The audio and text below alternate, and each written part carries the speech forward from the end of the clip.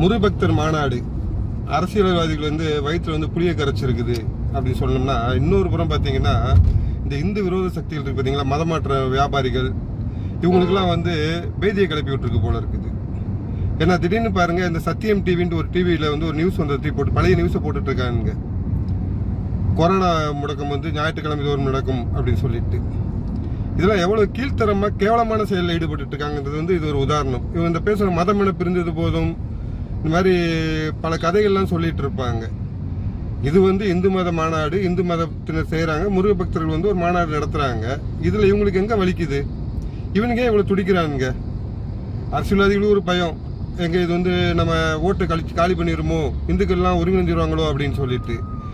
ஒரு புறம் இந்த மதமாற்ற வியாபாரிகளுக்கு பயம், எங்க நம்மளுடைய இது இந்த இயேசு வருகிறார் குணப்படுத்திக்கிறான்னு சொல்லிட்டு இருக்காங்க பார்த்தீங்களா, இந்த வியாபாரம்லாம் காணாமல் போயிருமோ அப்படின்ட்டு. இவங்கெல்லாம் என்ன செய்யறாங்கன்னா, ஒன்று சேர்ந்துக்கிட்டு இந்த மாதிரி போலி செய்திகளை பரவ விட்டுட்டு இருக்காங்க. இதற்கு வேற ஏதாவது செஞ்சுட்டு போகலாம் இவங்கெல்லாம் அப்படின்ட்டு பொதுமக்கள் பேசிக்கிறாங்க.